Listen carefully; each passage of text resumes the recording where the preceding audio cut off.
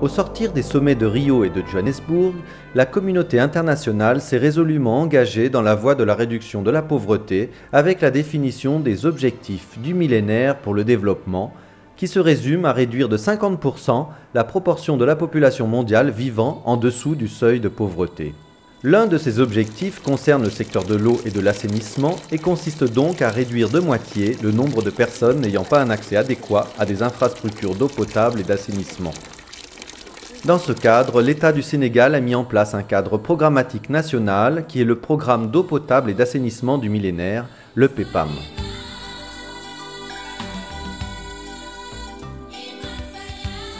Son financement global a été évalué à 515 milliards de francs CFA sur la période 2005-2015 pour atteindre les résultats fixés en milieu urbain et rural. La Banque africaine de développement, la BAD, a été le premier bailleur de fonds à apporter son concours au PEPAM avec un prêt de 19 milliards de francs CFA dans le cadre de son initiative pour l'accès des populations rurales à l'eau potable et à l'assainissement.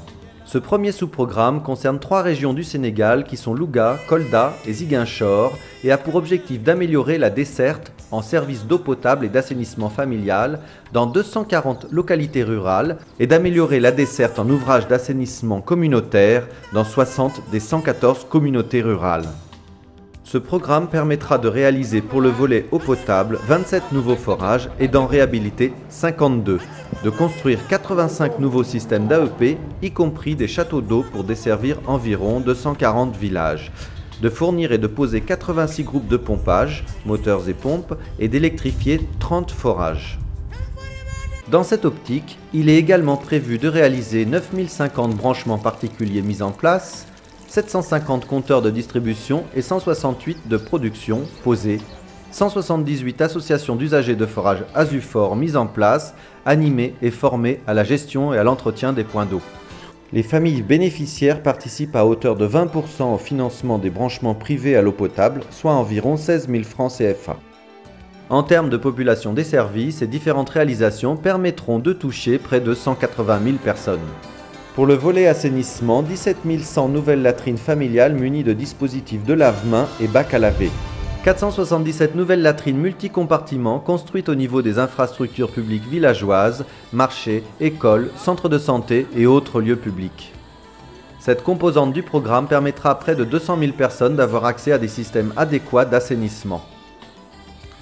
Les familles bénéficiaires participent à hauteur de 10% au financement de la construction des latrines familiales, soit environ 16 000 francs CFA.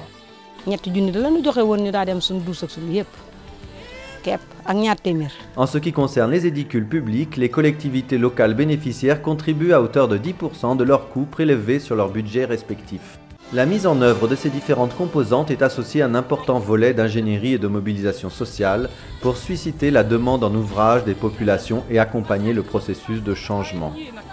Des opérations de renforcement de capacité sont aussi développées pour renforcer l'organisation des bénéficiaires et améliorer leur savoir-faire en vue d'une gestion durable des réalisations. C'est dans ce cadre que 178 gérants d'Azufor et conducteurs de forage seront formés, ainsi que 151 maçons et 169 maîtres d'école. 400 relais féminins seront mis en place pour l'hygiène au niveau des villages. Et des campagnes de formation, animation et sensibilisation seront réalisées dans près de 240 villages des 3 régions, Louga, Ziguinchor et Kolda. Ces différentes réalisations auront pour effet d'une part de réduire les corvées d'eau des femmes dans des zones où l'accès aux liquides précieux est extrêmement difficile, d'autre part, elles contribueront à améliorer les conditions économiques et sanitaires de ces populations rurales en favorisant le recul des maladies d'origine hydrique et du péril fécal, ainsi que le développement d'activités génératrices de revenus. Le sous-programme aura ainsi une incidence transversale sur l'accès à différentes infrastructures sociales de base, mais également participe à l'amélioration des conditions de vie économiques des ménages ruraux. Il est ainsi un important levier de lutte contre la pauvreté et s'articule donc parfaitement avec le DSRP2 et la stratégie de croissance accélérée. La mise en œuvre du sous-programme repose sur l'implication de différentes catégories d'acteurs, à savoir les services sectoriels au niveau national et régional, les organisations de la société civile, le secteur privé et les populations bénéficiaires.